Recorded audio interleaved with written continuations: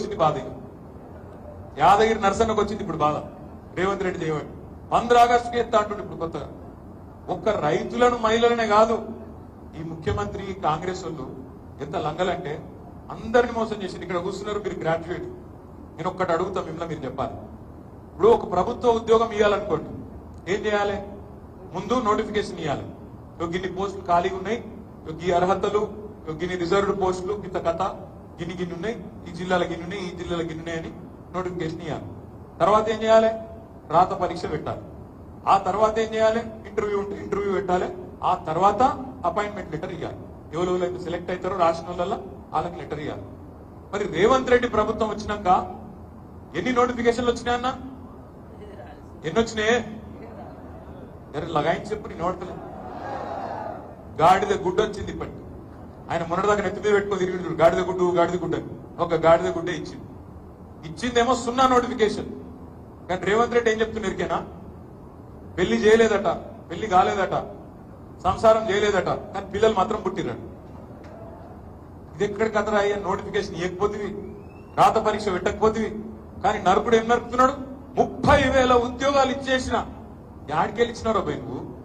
ఎక్కడికి వెళ్ళి వచ్చినాయి? కేసీఆర్ ప్రభుత్వంలో ఇచ్చిన ఉద్యోగాలకు నువ్వు వచ్చి కాగితాలు ఇచ్చి నేను ఉద్యోగాలు ఇచ్చినా అని చెప్తే నమ్మేందుకు మా నగరేకల్ గ్రాడ్యుయేట్లు తెలివిలేని వాళ్ళు అనుకుంటున్నావా? నేను అడుగుతా ఉన్నా. ఆలోచించండి.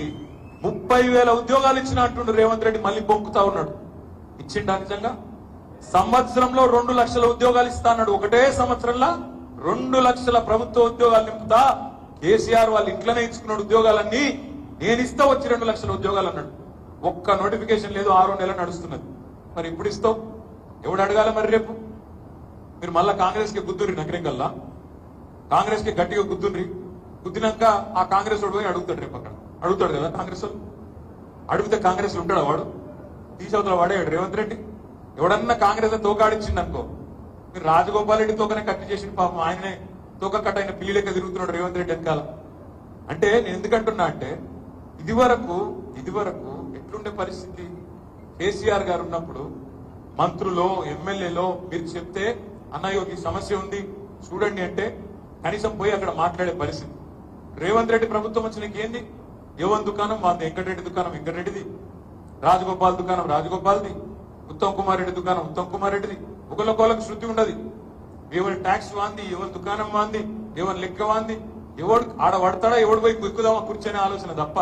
మేము ఇదే చెప్పినాం, మీకు ముందు చెప్పినాం, ఇదంతా కూడా చెప్పినాం. మీరు ఇల్లే, మీరంటే మీరు కాదు, నగరికల్లో ఓటర్లు ఇల్లే. నేను మీ అందరితో ప్రార్థించేది ఏంటంటే 2 లక్షల ఉద్యోగాలు, 2 లక్షల ఉద్యోగాలు ఏవి అని అడగాలంటే ఎవరిని పెట్టి ఎవరు ఉండాలి అక్కడ? బీఆర్ఎస్ ఉండాలనా, కాంగ్రెస్ ఎమ్మెల్సీ ఉండాలనా అడగండి, ఆలోచించండి. ఇంకొక మాట కూడా నేను మీకు చెప్పాలి. ఒక 2 లక్షల ఉద్యోగాలే కాదు రేవంత్ రెడ్డి చెప్పింది. మెగా డిఎస్సీ వేస్తా అన్నాడు. మొదటి కేబినెట్ లోనే మెగా డిఎస్సీ 50,000 టీచర్లు అన్నాడు. వేసిండా? పడ్డదా మెగా డిఎస్సీ?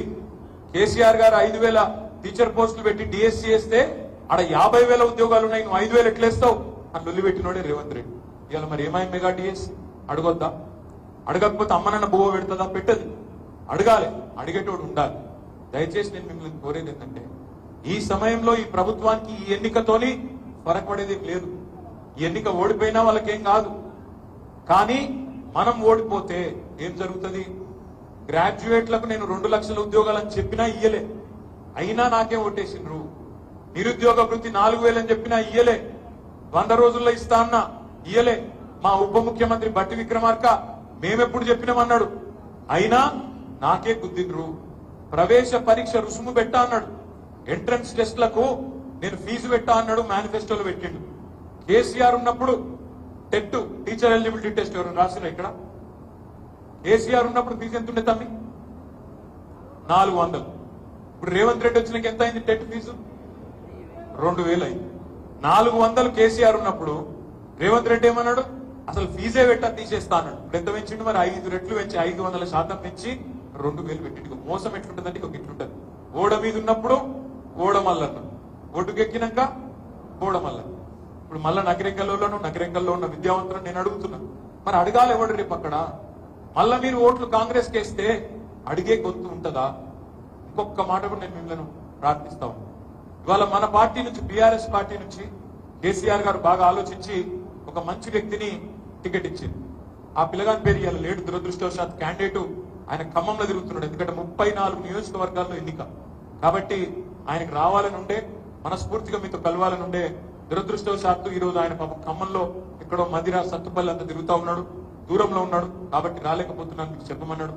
ఆయన తరఫున అందుకే నేను, జగదీష్ అన్న, మన లింగన్న అందరం కూడా మీ దగ్గరకు వచ్చినాం. తమ్ముడు రాకేష్ రెడ్డి, ఆయన పేరు ఏనుగుల రాకేష్ రెడ్డి. ఈ ఏనుగుల రాకేష్ రెడ్డి ఎవరు, ఆయన గురించి ఒక నిమిషం పరిచయం చేయాలి. ఏనుగుల రాకేష్ రెడ్డి అనే అబ్బాయి 39 ఏళ్ల వయస్సు. ఆ పిల్లగాడు ఒక రైతు కుటుంబంలో, మీలాగనే ఒక సామాన్య రైతు కుటుంబంలో వరంగల్ జిల్లాలో వర్ధనపేట నియోజకవర్గంలో పుట్టాడు. వాళ్ళ తండ్రి గారు కానీ ఇంకొకరు కానీ రాజకీయాల్లో ఎవరు లేరు. తండ్రి రైతు, ఒక సామాన్య రైతు. ఆ ఊర్లో పెరిగిండు, వంగా పహాడ్ అనే ఊరు. చదువుకున్నాడు.